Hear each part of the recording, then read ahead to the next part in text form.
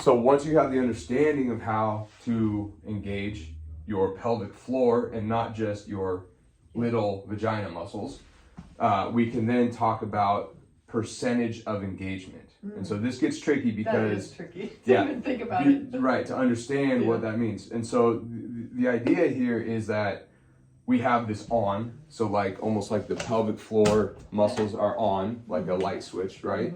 But then we have the on and then the more.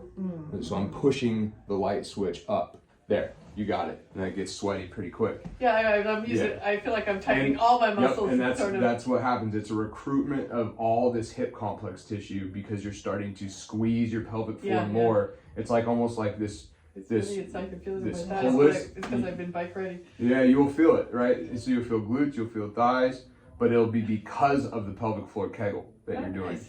And so the way I like to think about this is once you have the pelvic floor engagement, and I'll set up, an actual program of how I want you to progress this.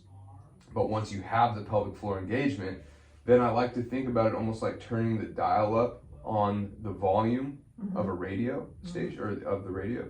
So like rest, you're out of the pelvic floor. Okay, so engage. You got it? There, yeah, so you have that, right? And it's almost a little hard to breathe at first when you're practicing this thing. So then what you do is you think, okay, let's call this 20% is what it kind of, maybe 20 to 30% is what it looks like.